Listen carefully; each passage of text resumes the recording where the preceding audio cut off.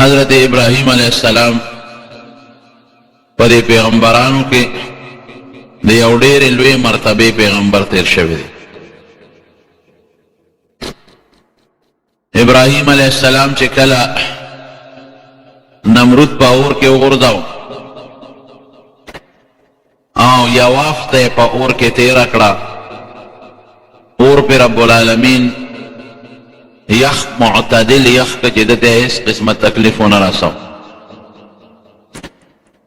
د اور نه چې کله راووته نو د عراق د بابل ښار نه هجرت شروع، د هغه وطن نه راووت. یو ورسره خپله بیبي د حضرت ساره رضی الله تعالی عنها او یو ورسره خپل وراره د حضرت لوط علیه السلام. څرنګه چې حضرت ابراهیم علیه السلام قربانی ورکړه او د رب العالمین د پاره خپل وطن پرېښود، خپل پلار او مور یې پرېښودل او خپل خاندان او قوم کلی پرېښود. ګورې دا ډېر ګران کار دی. دغه رنګې حضرت سارې رضی الله تعالی عنها هم د الله ذوالجلال د رضا دپاره خپل کلی، خپل وطن، خپل مور، پلار، رونه، تربوران، رشتې او قوم هر څه پرېښودل. الله ذوالجلال د چا خواري بسه نه بوځي. حضرت ساره د تره لور ده او ښکلې جینۍ هم ده او د ده ورسره نکاح د ابراهیم علیه السلام شوې ده. خدای پاک د بیبي سارې له دومره لوی حیثیت ورکړ چې درته نن د بیبي سارې د بچي د اسحاق علیه السلام خبره کو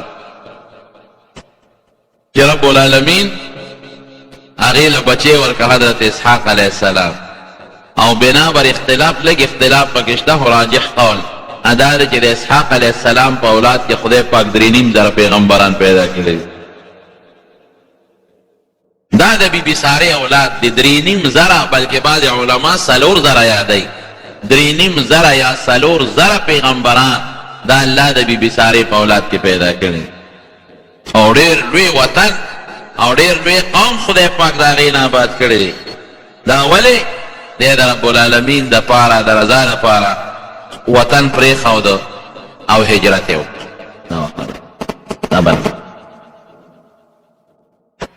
وطن یې پرېښوده او هجرت یې وکړه.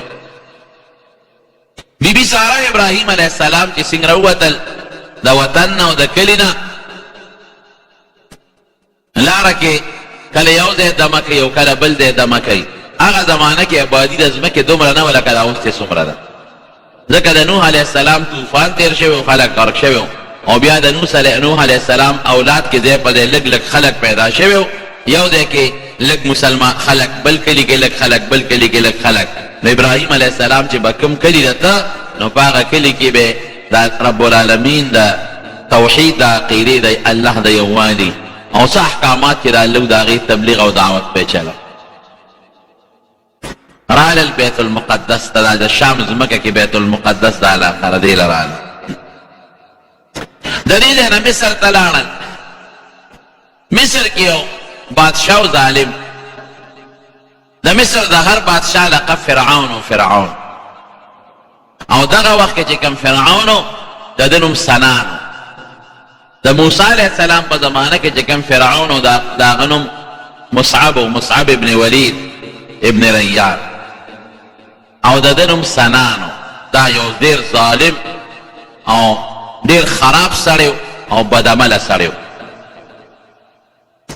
ده ته چې اطلاع ورکړه چې یو سړی دی او مسافر دی او ډېره ښایسته ښکلې ښځه ده ورسره او ډېره خوبصورته ده.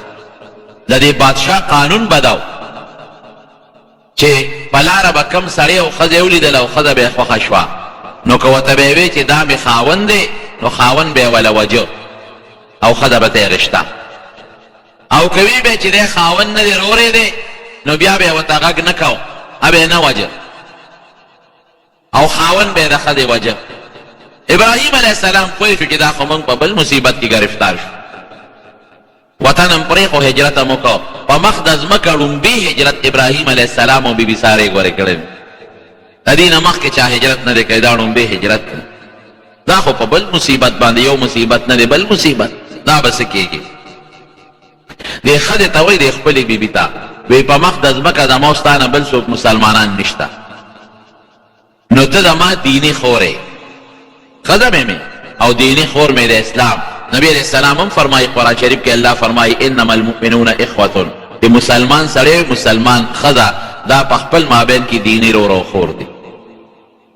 نو په مخ د ځمکه زما ستا نه بل مسلمان نشته، نو ته زما خور یې د دین په لحاظ. نو که دا بادشاه دی د بادشاه کارنده ده نه تپوس وکړي چې دا سړی دی څه دی، نو ته به ورته وایې چې دا مې رور دی، دروغ خبره نه ده. او ما نه هم تپوس کړی دی، ما ورته ویلي چې دا مې خور ده، نو ما به دروغجن کړی نه. ډېره ښه. یو روایت کې راځي چې ابراهیم علیه السلام یې جیل کې واچو، او بل دی راځي چې دته وې ته په مخه دی ښه. نو دې غریب لاړ یو ځنګل کې د یو ونې لاندې کېناسته، او دا بیبي ته بوتله بیبي ساره، خوبصورته ده، خشته ده، هوښیار هم ده. حضرت ابراهیم علیه السلام الله تعالی سجد کړ، ای زما پروردګار د بېکسو او د مظلومانو امداد کوونکی الله دی. الله زما عزت، زما ابرو او زما حیا ستا په لاس کې ده، دا د چا په لاس کې نه. خدایا ستا د رضا دپاره ما هجرت وکړو، او زما بیبي هم ستا د رضا دپاره هجرت وکړو.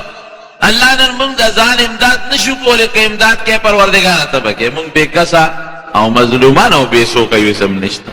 الله زما عزت او زما حیا او زما بیبي، الله دا ټول هر څه ستا په لاس کې دي. الله زما مدد وکړه او زما حفاظت وکړه.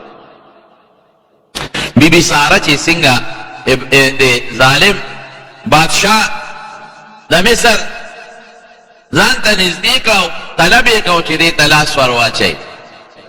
نبی کریم صلی الله علیه وسلم فرمایي حدیث پاک کې راځي چې خدای پاک په فالج راوست په بادشاه باندې، لاس یې کار پرېښاو او خپیم کار پرېښاوده، او نیغ ځمکې له لاړ په ځمکه پرېوت، سر د لاندې په ځمکه پرېوت، لاس او خپې کار نه کوي،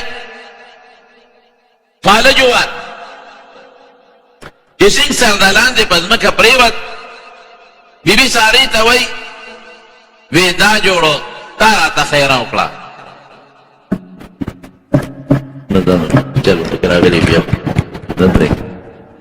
بیبي سارې ته وایي چې دا غلطي دا تا را باندې څه چل وکړه او خیره دې راته وکړه. او حضور پاک فرمایي چې بیبي سارې دغلته الله ته سوال وکړو چې خدایه که دا سړی مړ شو، وایي به چې دې ښځې مړ کړو، دې وله په مرۍ زور به وکړو، څه چل یې وکړه په لوی غم کې به ووړم، نو خدای د مرګ نه بچ کړې. اول ته هغه درخواست وکړو، ای ښځې بیا درته لاس نه اچوم او ما معاف کا. بیبي سارې مې ما معاف کړی، چې معاف یې کړې بیا ټیک شو، برابر شو. هغه شیطاني اثر خو یې په ذهن وي، دوباره یې نیت وکړه چې لاس ورته ور واچي. چې بیا ورته کله لاس ور اچو، بیا په ځمکه پرېوت، لاس ورته اړو ونه رسېد، په ځمکه بیا پرېوت، او دا خپه او دا لاسونه الاوړې پرېوت، یو غره دې وکړو. بیا بیبي سارې ته درخواست وکړو، وی دا تا ما ته خیره وکړه او دې د الله مې معاف کړه، بیا به داسې نه کوم. حضور پاک فرمایي چې بیبي سارې م الله ته سوال وکړه، یا الله که دې هلاک شو، دې مړ شو، خلک بوجه دې ښځې مړ کړه، دا به په لوی غم بوړو. خدای ته یې روغ کې، بیا ټیک شو. په درېیم ځل یې بیا دا چل وکړه او بیا درخواست وکړه، بیا جوړ شو. اخره کې هغه خپل پولیس والی راوغوښتل، وی تاسو خو ما له انسان نه دی راوستی، ما له چې د پیری راوستی ده، چې لاس ورچوم په ما څه چل کېږي. تپوس دې کوي ښځې څوک یې، نوم دې څه دی؟ وی زما ساره نوم دی، او ما درته د ځان او د خاوند د خلاصېدو دپاره خبره کړې وه، دا چې کوم سړی دی د ده نوم ابراهیم دی، او دا د خدای پیغمبر دی او زما خاوند دی، دیني مې رور دی، وسې مې خاوند دی، او دا ډېر برګزیده هستي ده، ډېر پاک سړی دی. دا کوم دی؟ موږ د عراق د بابل ښار یو. هلته یو بادشاه نمرود او زما دا خاوند دې په اور کې واچو. یو هفته د ما په دې خاوند باندې اور ګلې ګلزار، او بیا د اور نه صحیح سالم راووته، او دې د خدای جلیل القدر پیغمبر دی، دې وطن په وطن ګرځي او خلکو ته د ایمان او د اسلام د هدایت دعوت ورکوي. دا بادشاه ابراهیم علیه السلام په نسل کې یو سامی ورته وایي، د نوح علیه السلام جو سام ابن نوح د هغه په اولاد کې ابراهیم علیه السلام هم سامی النسل او دا بادشاه هم سامی النسل، په نسب کې بره یو بل سره لګېدل. او پتم بادشاہ ته ولګېدله چې واقعي دا د خدای رښتونی پیغمبر دی ګنې اوسه پورې چې ما کمې ښځې ته ملاس اچولی زه ناکام شوی نه یم او ما دې ښځې ته 3 ځله لاس ور واچو زه ناکام شم دا ښځه هم رښتونې ده او دا خاوند هم رښتونه دی ډېر لوی عزت یې وکړ ابراهیم علیه السلام او معافي ترې وغوښتله او د بیبي نه یې وله معافي وغوښتله او بیا یې وله خپله لور هاجره بیبي دی یې وله په تحفه کې ور وبخله ابراهیم علیه السلام ته بیبي سارې ته وایي پیدا به ستا خدمت کوي دا ستا خدمتګاره ده او ستا د دې خاوند سره به زما رونو ابراهیم علیه السلام څه وخت په دې مصر کې تیر که او بیا دغه بیبي هاجره او بیبي ساره دا دواړه ځان سره را روانې کړې او واپس بیت المقدس ته راغلل زما رونو چې یو انسان دا څه مصیبت دی بس بندې کړه لرې دا سب موږ دې بندې کړه حضور فکر دی جمعه خراب هو سب ټیک نه بهر کیف بیبي ساره چې کله لاړه ابراهیم علیه السلام ته دا غریب هم فکر مناو چې ټیک ده چې د بادشاه لاس خو ما ته نه دی را رسېدلی لیکن بیا هم د خاوند پړه کې خو به مې وسوسه راځي که که زه ورته زرهام به یم چې د هغه لاس ما ته نه دی را رسېدلی نو بیا به یم پړه کې وسوسه او شک راځي پروردګار څه وکړل د نیکانو د پاکانو خلکو الله ملي خدای پاک ابراهیم علیه السلام ته دا پردې ختمې کړلې او مخامخ دا منظر یې څه لیدل لکه مونږ چې څنګه قبر کې مسلمانان کېښودلی شي نو د رسول الله صلی الله علیه وسلم او د دې سړي په منځ کې به پردې ختمې شو دی به نبي علیه السلام مخامخ ووینو فرشتې به یې تپوس کوي دا مخامخ چې درته ښکاري دا څوک دی نه دا دی ټیک دی روانې هغه ځای نه دی پټن کې روانې دی بس پرېږدي دا نه کوي کار دې دماغ باندې بوجه شي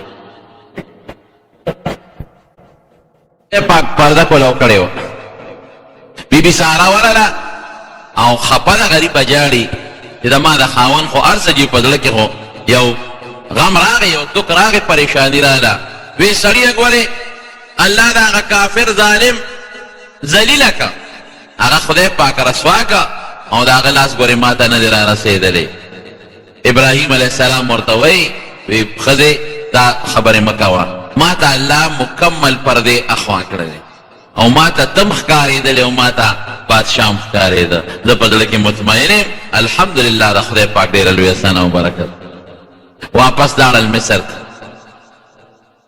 واقعه اوږده ده خو ابراهیم علیه السلام د دواړو بیبیانو سره څه موده واپس په بیت المقدس کې تیر کړل بیا د دواړو بیبیانو په منځ کې روانه راغله دا فطري تقاضا ده چې د بنو منځ کې خامخا یو بل سره جګړې او اختلافات راځي او خدای پاک د کشرې بیبي له بیبي هاجرې له بچی ورکړه هغه له نوم کېښود اسماعیل نو ابراهیم علیه السلام د الله په حکم دا کشره بیبي بی هاجره او اسماعیل علیه السلام راوستل او اوس چې کوم ځای موجوده بیت الله شریف دی دلته یې پرېښودل او د مشرې بیبي بیبي ساره او ابراهیم علیه السلام دواړه بیت المقدس د شام په ځمکه اوسېدل د کشرې بیبي بچی وشو او د مشرې بیبي اولاد نشته دواړه اوسېږي روانه د لوط علیه السلام هغه چې لوی شو ابراهیم علیه السلام باندې ایمان راوړی او چې لوی شو هغه له الله نبوت ورکړ او خوا کې یو بل کلی دی یو بل علاقه ده د هغې دعوت او د هغې تبلیغ دپاره الله مقرر کړ الله هغه علاقې ته هلته دعوت ورکوي او د الله احکامات خلکو ته بیانوي هغه قوم مشرکانو د بوتانو عبادت به حضرت ابراهیم علیه السلام یو ځل په خپل ځای کې ناست یو څو میلمانه راغلل په خشته ښکلې مدیدارو شکلونو باندې چې څنګه راغلل قرآن شریف کې الله تعالی فرمایي ولقد جاءت رسلنا ابراهیم بالبشرا ابراهیم علیه السلام ډېر مهمان نواز چرته په زندګۍ کې ابراهیم علیه السلام بغیر د میلمنه ډوډۍ نه ده خوړلې ډوډۍ به یې د میلمنو سره یو ځای خوړه که هېڅوک به نو په لار کې به ولاړو او لرې به یې سوکسۍ کړ ای ملګري دلته راشه چې رابغې وی راځه ما سره ډوډۍ وخوره یاره جي د خو موړ یم یو نوړی به خورې خو ما سره به ډوډۍ خورې د میلمنه بغیر ابراهیم علیه السلام ډوډۍ نه ده خوړلې او نبی کریم صلی الله علیه وسلم هم فرمایي وی کم انسان چې د میلمه سره ډوډۍ خوري دله خدای په رزق کې برکت اچوي دا سخام ده او الله تعالی انسان له پروزه او پر رزق کې برکت کوي. یو ځل یو بوډا بابا راوسته ډوډۍ ورته کېښوده. نو د اسلام طریقه او قانون دا دی چې ډوډۍ شروع کې د الله د نوم نه به شروع کې بسم الله به ووایې، که نور څه نه وی صرف ده ووایه بسم الله. او که دا وی چې بسم الله الرحمن الرحیم نو لا خبره ده. حدیث پاک کې راځي وی چې بسم الله دې د ډوډۍ په اول کې ووایې نو خدای پاک به دله په دې ډوډۍ او په دې رزق کې برکت واچوي. دا یوه شوه. دویم دا شیطان راځي تا سره په دې رزق کې ګوتې وایي. نو شیطان خو نجس پلید دی، په غولو او په ګندګو کې ګوتې وایي، نو هغه راوړي ستا ډوډۍ هم ګنده کوي. نه ګورې ډېر خلک اکثر داسې خرابې او څښا بیماری پرې راځي. دا ولې؟ دا مونږ د اسلام او د شریعت د آداب او خیال نه ساتو. شیطان په ډوډۍ کې ګوتې وایي، په ترکاری کې او په روجو کې ورته د شیطان هغه پلیته ډوډۍ وخورې او د هغه د هغه ګنده لاس هغه شی وخورې، نو هغه دننه په وجود کې بیماری پیدا کوي. نو بسم الله چې د ډوډۍ په اول کې وی نو شیطان به پکې ګوتې نه وي. دا بسم الله د شیطان دپاره یو قلا ده. ډوډۍ به دې پاکه وي، پلیته به ملي خېټه کې روانې به نه کوي. او د شیطان د هغه پلیت لاس اثرات به په ډوډۍ کې نه راځي. نو بعضې بیماری د شیطان د هغه پلیت لاس د وجې نه پیدا کېږي، د هغې نه به دې خدای پاک محفوظ وساتي. یو ځل حضور پاک صحابه کرامو سره ناستو، ډوډۍ خوړله، یو بانډیسي راغی. یو صحابي فرمایي وی ډوډۍ ډېره زیاته د برکت وه، مونږ لګیا و خوړم او خلاصېدله نه. وی یو بانډیسي راغی په یو دوو نړو کې خلاصه کړه. وی داسې ډوډۍ هم چېرته نه ده لیدلې چې په اول کې برکت لري او وروسته بې برکت وي. وی حضور پاک وفرمایه چې دا ډوډۍ مونږ شروع کړه، مونږ پې د الله نوم واغېشت، نو شیطان پکې نو برکت و پکې. او چې دا بانډیسي راغی د ګوتې یوړې د خدای نوم وانغېشت، نو الله برکت ختم. یو بل حدیث پاک کې راځي نبی علیہ السلام ډوډۍ خوړه سره د ملګرو دې کې یو بانډیسي راغی، هغه ډوډۍ شروع کړه. حضور پاک وخندل. چې وی خندل نو چا دې تپوس وکړ وی صاحب دا ودې خندل ولې؟ وی دا ډوډۍ چې مونږ شروع کړه نو مونږ بسم الله ووایو، نو شیطان تاوېده را تاوېده خو رانږدې کېدی نه شو. وی دې بانډیسي د خدای نوم وانغېشت، نو شیطان راغی د لاس سره یو ځای خپل لاس ورګنده کړ. نو بیا دې بانډیسي ته یاده شو، نو په دا میانځ کې بسم الله ووایي. نو چې میانځ کې بسم الله ووایي وی ما شیطان ولیده چې خېټه کې څه خوړلي وه ټول یې قی کړل، نو ما له د شیطان هغه قی پورې خندا راله. نو ډوډۍ چې کله خورې په اول کې بسم الله وایه، دارنګې میوه خورې بل شی خورې بسم الله یا بسم الله الرحمن الرحیم. او که درنه یېرئ او په دا میانځ کې درته یاده شوه وی بسم الله اوله و آخره، یا پښتو کې وایه اول او اخر دواړو کې د الله په نوم شروع کوم، اول او اخر دواړو کې د الله په نوم شروع کوم. نو د شیطان د ګرفت نو د هغه د هغه پلیت لاس نه به خدای پاک ستا او ستا ډوډۍ محفوظه کړي. نو ابراهیم علیه السلام او مېلمه ته وایي وی مېلمه چا به د الله په نوم شروع کا بسم الله ووایه. مېلمه ورته وایي الله څه ته وایي؟ زه خو الله نه پېژنم. الله څوک دی چې ته ما ته الله الله نه یې؟ وی ښه پاسه پاسه ګنې اوس دې برابروم، زما د خدای نوم نه پېژنې او زما خدای نه پېژنې، زما ډوډۍ خورې. بوډا سپینګیري بابا یې پاسه چې پاسه والله ابراهیم علیه السلام ته وحی ولېږله. وی دا بوډا دی ولې پاسه؟ الله ما پې ستا ډوډۍ او ستا رزق خوړه او دې خبیث ستا نوم وانغېشته او ټوکې وکړه الله څه ته وایي؟ زه خو خدای نه پېژنم. نو ما پاسه رب العالمین ډېر لوی د رحم ذات دی. وی ګوره ابراهیم علیه السلام دې سل کاله کم و بیش د دې بابا عمر دی او زما دشمن دی، ما مشت شریک ګڼي، ما نه مني او بیا هم زه ډوډۍ ورکوم. او نن یو ورځ ستا مېلمه شو نو د لاسه دې ونیو نو پاتې سم. عجیبه کار دی وکړه. زما دشمن دی زه ورکوم، تا یو نوړی ډوډۍ ورنه کړه. زه ابراهیم علیه السلام ورغ په لاره کې کتله پیدا ریوسته بابا هله شا براده ډوډۍ نه نه نه نه نه خامخا به خورې. دا ولې وخت دې وشړلم اوس مې واپس بلې. وی د کوم ذات ته برکت نه چې مې وشړلې او کوم الله چې تا نوم ناغېشته ما وشړلې هغه الله وایي چې راوله ډوډۍ پې وخوړه. ناامید او مایوسه به یې نه پرېږدې. خیر دی د ما بنده دی د ډوډۍ ورکو. رب العالمین هغه بابا مسلمان کړ. ما الله دونه مهربانه دی، زه یې نه یادوم، زه ورسره دشمني کوم او سره د هغې ما له ډوډۍ راکوي، ما له رزق راکوي او ما مېلمه کوي. الله مسلمان کو. ابراهیم علیه السلام مهمان نه و، بغیر د مېلمه نه ابراهیم علیه السلام ډوډۍ به نه خوړه. مېلمه به یې ځان له پزو پیدا کو خو ډوډۍ به یې ورسره خوړه. نو چې دا میل او روړی څنګه ولا میلمنو اوس دلته ووغه د قرآن شریف الفاظ فما لبث ان جاء بعجل حنیس. میلمانه چې څنګه رالل ابراهیم علیه السلام دې ته کېنی او په منډه کور ته ننوت او یو سخی یې ولالال. دې ته میلمستیا وایي. شملې نه چې شملې وله روړی و مرچکې ورسره یو یاد میاد ورسره پرېږدي او لاشه خوراک یا لمڼ وله وکړي نه غوڼه سخی یې ولالال او په سخي کې م وله ښوروا نه ده کړې حنیز رویت ته وایي. په اور باندې وله رویت که او راوړی میلمنو ته کېښه. زمونږ د عرب ډېر مهمان نه وه په دې کې هغه اثرات شته مونږ خلکو کې نشته. رمضان چې کله په رمضان کې د روجماتي په وخت کې ګاډې روانې که نه نو ځای په ځای به په سړک د رستخانونه په بازارونو کې د رستخانونه به لګېدل. په خدای یقین وکړه او دې ګاډو ته به اشارې کوي په لاره به ولاړې دا څادرونه به ورته خوځئ لرې دی نه به څادر خوځئ چې روجمات یې دلته راشي. ګاډي کې څومره کسان دي 50 کسان 80 کسان اشارې به درته کوي بل ځای به ولاړ بل ځای به ولاړ. په خدای یقین کو زنانو د پاره ځان له دې تیار کړي هغه جدا پردې ته وکړي او سړو د پاره جدا پردې ته وکړي او هغې کې چې ګډانو چیلو غوښې پرتې وي چرګان پکې وي روجې پکې وي جوسونه پکې وي او په خپله صرف په کجوره روجه ماته کې ستا خدمت ته ولاړ چې دا میلمانه وغوي هغې نه بس په خپله خوراک کوي یو دی نه خو په دې بازارونو کې به ولاړې ګوتۍ به ورسره ګوتۍ او درته به ګوتۍ درکوي شابه وخت هغه پلاستیک ګوتۍ کې دننه به روجې پرتې وي چرګان به هم پکې وي پکوړې کباب به هم پکې پراته د هغې خپل مخصوص کباب وي هغه به درته دومره سخا ده په دې خلکو او مهمان نواز خلک او مونږ خو چې هغه دی میلمه صحیح کړو که نه غلې غوندې به ټوخ ټوخ وکړو او په سر به ساده واچو دروازه به بنده کړو او خدای رابرغې مې کړي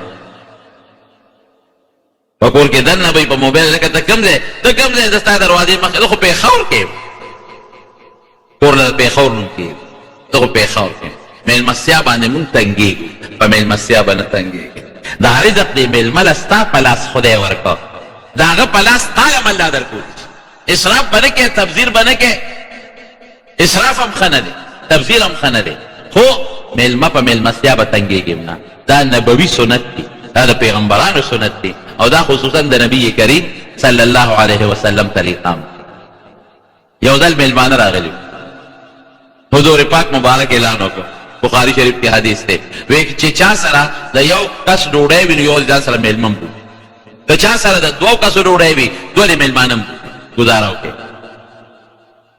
حضرت ابوبکر صدیق رضی الله عنه ځان سره میلمانه بوت د میلمه برکت ته دخل عبدالرحمن یې زوی دی هغه وایي پلار مې میلمانه راوستل او وایي په خپله وایي بیبي ته وایي چې د میلمنو له ډوډۍ برابر کا او وایي په خپله لاړ چې زه د نبي علیه السلام سره ډوډۍ خورم وایي موږ میلمنو له ډوډۍ برابر کړه وی میلمانو تپوس وکړه چې د کور خاوند څه شو ابوبکر څه شو مونږ ورته وایي خو نشته نبي علیه السلام له تللی دی وایي ښه موږ ډوډۍ نه خورو تر څو چې هغه نه راغی مونږ ورته وایي ګورې غوسه کېږي که راغی ډوډۍ به سړه شي مهرباني وکړئ ډوډۍ وخورئ وایي هغې وایي چې نه تر څو د کور خاوند نه راغلی مونږ یې راوستو دی رانه بل خواله تر څو چې هغه نه راغلی مونږ ډوډۍ نه خورو هغه سره یو ځای ډوډۍ به ډېره ښه چې نه خورئ عبدالرحمن وی د ابوبکر صدیق رضی الله عنه زوی دی وی د پلار په مزاج شو زه پوهېږم چې غوسه کېږي به وی دی کې مې بابا راغی وی چې څنګه راغی وی زه خو د کټ لاندې کوټه کې پټ شوم چې ما ته به غوسه کوي چې تا په میلمنو ډوډۍ ولې نه راخوړلې او حالانکې میلمنو په خپله نه خوړم وی بیبي ورته وایي چې ته چېرته لاړې د میلمنو نه ولې وی میلمنه خو ډوډۍ نه خوري مونږ ورته ډوډۍ پېښ کړو دوی نه خوري بس غوسه شو هغه میلمنو له راغی تاسو ډوډۍ ولې نه خورئ وی ته نه وې نو ستا نه بغیر مونږ ډوډۍ نه خورو وی زما د قسم یې که ما وخوړه دیاړو خورم نه تاسو ته بې ډوډۍ کېښودی شوه نو او دا پکار هم ده چې میلمه ته ډوډۍ کېښوده نو زر خوره ځکه ډوډۍ چې سړه شي بیا ګرمول خو مسله ده وی میلمنو وی ښه چې که ته نه خورې زمونږ هم نه قسم یې چې مونږ یې هم نه خورو مونږ دې راوستو ته مونږ سره نه خورې قسم دې وخوړه مونږ یې هم نه خورو عبدالرحمن وی ما پسې چغه وواله چې روزار دی کې چې وی د راووته تا ولې ډوډۍ نه ورکوو مې چې صاحب مونږ خو د ډوډۍ کېښود خو دې وی ستا کور د مالک نه بغیر مونږ ګوتې هم نه ورو میلمانو هم قسمونه وخوړل ابوبکر صدیق هم قسم وخوړ میلمانه وایي مونږ یې نه خورو چې تا سره لاس نه ښکته کړې ابوبکر وایي زه تاسو ولې نه خوړه دی اړه خورم نو بیا ورونو چې یو سړی قسم وخوري او د ګناه قسم یې د نیکۍ نه دی وخوړه نو قسم ماتول غوره دی. باید سړی ما قسم کړی دی او نه ماتوم، قسم مې کړی نه ماتوم، نه چې داسې قسم دی وخوړه چې هغه د نیکۍ نه قسم دی یا د ګناه قسم، د هغې ماتولو کې ثواب دی. ابوبکر فورا وی دا شیطاني اثر و دې غصه کې راوستم او زه دا قسم ماتوم. میلمنو وی ښه ده بس چې ته خورې موږ هم در سره خورو. بخاري شریف کې حدیث عبدالرحمن وی نوړی به م روچتوله لاندې نه به زیاتېده. وی میلمانم ماړه شو، زم مړ شم، زما مورم مړه شوه او زمونږ یو خادم هغه هم مړ شو او وی ډوډۍ د هغې نه زیاته وه چې څومره وه د هغې نه زیاته پاتې شوه او یو قوم سره م تعلقات وی هغې قوم له م ولېږله او بیا هم پاتې شوه وی سارم نبي کریم صلی الله علیه وسلم له ولېږله چې د الله رسوله لږه ډوډۍ ورا چې په قوم هم وګرځولو په خپله به وخوړه تاسو له هم پاتې شو. نو میلمه چې کومه ډوډۍ خوري میلمه ته دې کېښوده په دې یارېږمه چې دا رزق به کم شي، دا رزق به خدای زیاتوي، په دې کې برکت واچي. نو ابراهیم علیه السلام فورا سخی ورته حلال او روي ته یې کوله، دا هم نه چې ودېږه او د میلمانه وله ګوتې نه وړې. نو هغه زمانه کې به دا رواج و چې بعضې خلک به رالل او د چا په کور باندې به حمله وکړه، ډاکوان به نو هغوی به د هغه کور خاوند خوراک نه خوړ. دا د هغې رواج. ابراهیم علیه السلام چې دوی ته وکتل چې دوی خو د خوراک له ګوتې نه وړي، هغه وی دا جوړ ډاکوان راغلی او د ما په کور باندې ډاکه غورځوي. او نن سبا ډاکوان څه کوي؟ په اخباراتو کې م ډېر لیدلی دي، لاړ شي د کور نه غلا مو کړي، د کور مالکان مړم کړي او بیا اخبار لیکلي وی په فرج یې کولاو کړی و، هغه چې څه میوې په فرج کې دننه پرتې وې هغې خوړلې او بورچې خانه کې ځان له خوراک ګرم کړی دی او خوراک یې هم خوړلی دی، هم ترې غله وکړي هم په هغه کور کې وله خوراکونه کوي. ګوتې وله نه وړې دی خوراک له ویرېد چې دا خدای پاکه دا څوک دی، خو چې هغه انسانان هغه خلک پرې پوه شو چې ابراهیم علیه السلام په زړه کې یره پیدا شوه، نو هغوی ورته در وویې انا رسول ربک، موږ ستا د رب استازي یو، موږ فرشتې یو، موږ انسانان دی، موږ ځکه خوراک نه کوو، موږ فرشتې یو. بس ابراهیم علیه السلام مخ لږ تازه شو، هلته بیبي باندې هم پریشاني راله چې خدای پاکه میلمانه رالل او میلمانه خو موږ وله څونه خواري وکړله او سخی م ورله روید کړه، هغې خو وله ګوتې نه وړي، دا جوړ ډاکوان دي. غریب هم پریشانه خو چې دی وایي موږ د الله استازي یو، څنګه راغلی یې؟ موږ ځو د لوط علیه السلام قوم له هغه هلاکوو. ارسلنا الی قوم لوط، موږ رالېږلي شوي د لوط علیه السلام قوم هغه هلاکوو. نو د لوط علیه السلام خو دا چې دا قانون دی، یو انسان هلاکېږي یو انسان هلاکېږي ټول قوم، دا زمونږ د پښتنو خبره خو چې سره پکې لامدم سودي. دغه فورا د خپل لوط علیه السلام درواره غم شو چې دا قوم هلاکېږي، زما رواره به څه کېږي، زما درواره بچي به څه کوي او د هغه خاندان به څه کوي، هغوی سره به څه کوو. نو دا فرشتې ورته وایي موږ ته د الله له طرف نه دا حکم شوی دی چې لوط علیه السلام و د هغه خاندان به بچ کوو، هغوی ته به نقصان نه رسېږي. مګر یوه ښځه د لوط علیه السلام چې هغه د کافرانو ملګرې ده، هغه به ورسره وجنو، یو ښځه به ورسره وجنو، باقي به لوط علیه السلام و د هغه خاندان بچ کوو. او دلته کې څه چل کوي؟ بیبي ولاړه او پریشانه وه، هغې له یې زیری ورکړ، وی تا له زیری درکړو وبشرناه باسحاق ومن وراء اسحاق یعقوب، وی تا له زیری درکړو تا له به خدای پاک یو بچی درکوي. د هغه بچي نوم در لالی ښودی دی، پروردګار اسحاق به نوم، او هغې بچي له به خدای بل بچی ورکوي، ستا نوسې به هم پیدا کېږي، د هغه نوم هم الله ښودی دی یعقوب به. ګوره د الله نظام، هغه زمونږ پښتانه وایي وي د هغه به خادر ور وخوري، هم په دغه یو ورځ کې د لوط علیه السلام قوم هلاکوي او په دغه ورځ کې د ابراهیم علیه السلام بیبي له بچی ورکوي. یو ټیم دی او داسې زیری ورکوي چې زوی به دې کېږي لورم نه، په لور باندې بعضې وخت کېدی ورته وایي چې خدای پاک به اولاد درکوي، نو اولاد کې زوی هم کېدی شي او لور هم کېدی شي، نه زوی به الله درکوي. او د زوی دپاره یې د نوم انتخاب هم وکړه چې نوم الله به رانه ښودی دی. او بیا دا یو سړي ته وایي چې الله به زوی درکړي یا زوی پیدا شي، امکان لري چې دا ماجدې په ماشوموالي کې مړ شي، هسې نه نابالغه مړ شي یا بالغ شي مړ شي. الله وایي نن وصي به دې کېږي او د وصي نوم هم الله مقرر کړی دی په اسمان کې چې یعقوب دی. دې نه دا معلومه شو چې دا زوی به دې بالغ کېږي. دې ماشوموالي کې نمرې او دې به واده هم کوي او د واده نه پس به زوی هم کېږي. نو بیبي سارې وخندل فضحکت فبشرناه باسحاق وی خندل الیدو انا عجوز زه خو بوډی ښځی یم. دغې وخت کې د دې عمر څومره یا یو لسکم یا پنځه سل کاله لسکم یا پنځه سل کاله وهذا بعلی شیخه او خاون من بوډای د شپږو شلو کالو دی. نو دې د شپږو شلو کالو دی او زه د پنځه یا لسکم سلو کالو یم او زه خوشحال یم. زمونږ بچي به څنګه کېږي اولاد به څنګه کېږي فرشتې ورته وایي دا د الله فیصله ده. بچي د چا په اختیار کې دی؟ د الله. موږ وایو دا بچي او دا بعضې خلک په دې دغه کې ناست دي دا نجومیان په اخباراتو کې اشتهارات چلې ما له راشئ زوی ورکو 2 زامن ورکوم 3 زامن ورکوم او ګارنټۍ سره ورکوم ګارنټۍ سره زوی ورکوم. هلکه ګارنټۍ سره څوک زوی ورکولی شي؟ نشي ورکولی. د قرآن شریف وینا ده الله وایي یهب لمن یشاء اناثا ولمن یشاء الذکور. چاله نارینه ورکوم او چاله جنکۍ ورکوم دا الله فیصله. او یزوجهم ذکرانا و اناثا چاله هلکان او جنکۍ دواړه ورکوم. او څوک ښه نه هلکې او نه جنۍ وي دا د خدای خوښه ده او سړی په خیر او شر څه پوهېږي.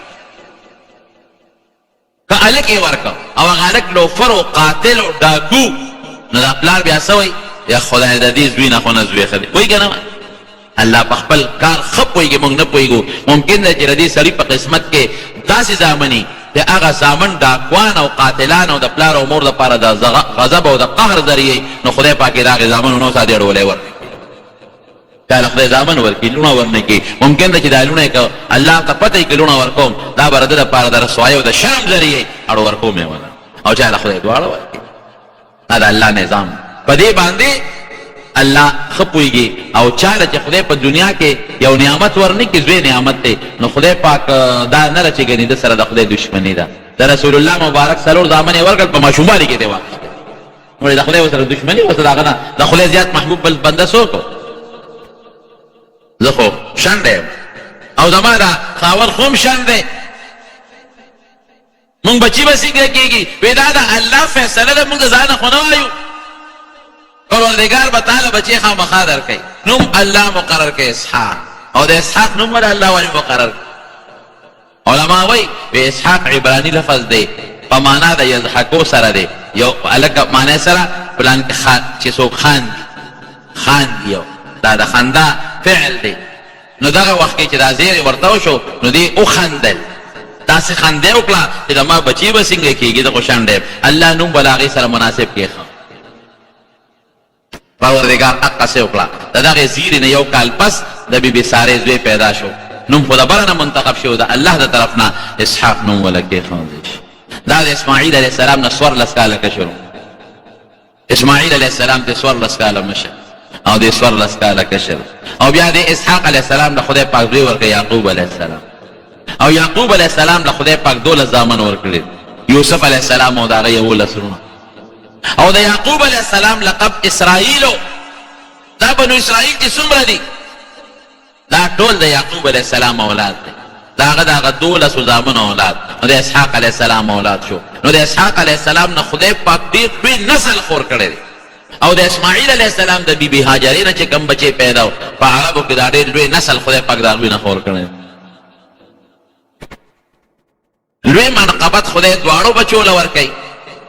اسماعیل علیه السلام او ابراهیم علیه السلام دا دواړه یو ځای شو نو بیت الله شریف یې جوړ کړ.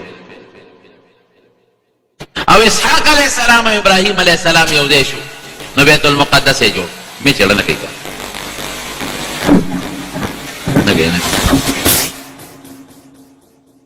سلام او ابراهیم علیه السلام یو ځای شو نو رب العالمین ورته دا حکم ورکړه چې بیت المقدس جوړ. دا موجوده بیت المقدس دا د ابراهیم علیه السلام او د اسحاق علیه السلام د لاس جوړ شوی بیت المقدس. وروسته بیا د دې نه وروسته پکې نورو بادشاهانو کار کړی دی. بیت المقدس چې کوم د اسحاق علیه السلام او د ابراهیم علیه السلام په لاس جوړ دی. دا په مقدس مکه 3 نمبر برکتي جومات. اول نمبر برکتي جومات دا بیت الله شریف دی. 2 نمبر برکتي جومات دا د حضور پاک جمعات مسجد نبوي کې وته په مدینه منوره. او دریم نمبر برکتی جمعات دا بیت المقدس. اوس ډېر لوی جمعات دی او ورونو اوس زمونږ په قبضه کې نه دی، د اسرائیلو په قبضه کې، یهودیانو نیولې دی او د هغې په قبضه کې. او که د څوک وخت خوښی وي نو مانځه ته خلک پرېږدي، او چې کله یې خوښه ني نو مانځه ته ورته څوک اړوک پرېږدي. او دا موجوده بیت المقدس دا هم هغه دی چې کوم د ابراهیم علیه السلام د اسحاق علیه السلام د لاس دی، خو دا وروسته بیا سلطان صلاح الدین ایوبي جوړ کړی. دا موجوده بیت المقدس د سلطان صلاح الدین ایوبي د لاس.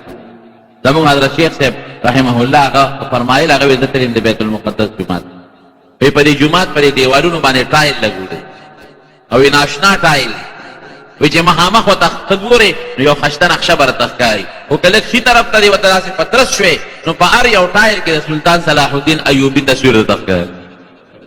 که ښي طرف ته پترس کېږي او ګس طرف ته پترس کېږي د هغه فوټو درته پکې ښکاري.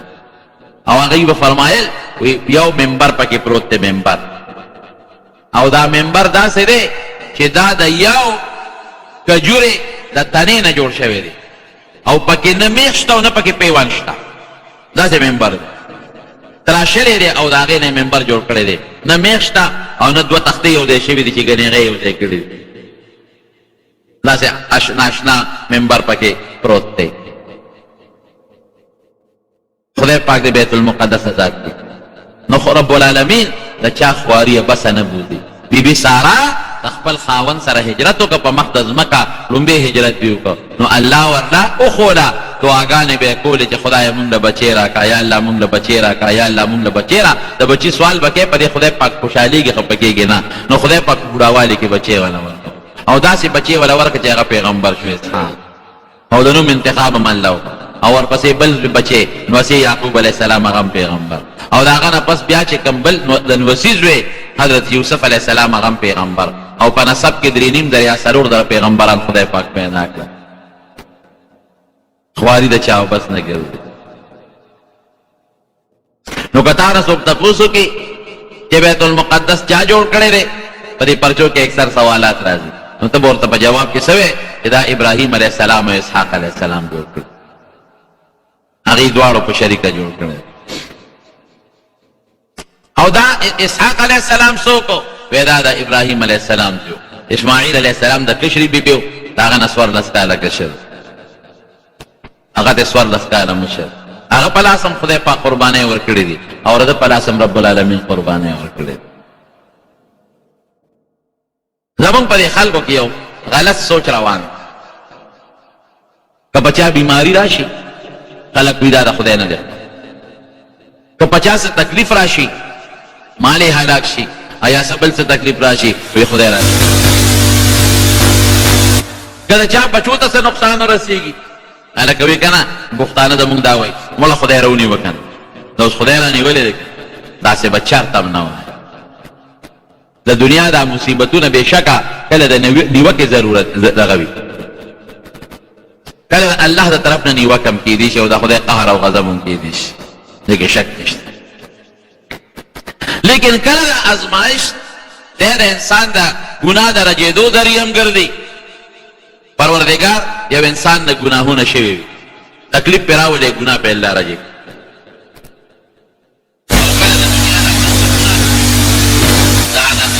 د مرګ دېدو ذریعه لکه د ابراهیم علیه السلام. ته به څه وایې چې ابراهیم علیه السلام بادشاه ونیوه او جیل کې وغورځو، نو ته به څه وایې چې دا خدای رانیولې؟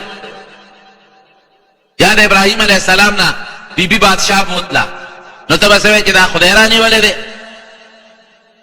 یا اسماعیل علیه السلام یې راوست سره د بلې بیبي او په دشتو بیابان کې پرېښود، نو ته دا ویلې چې دا خدای رانیولې دی؟ داسې نه شوې. دا په خدای پاک د هغه مرتبې اوچتول، نمبر 1.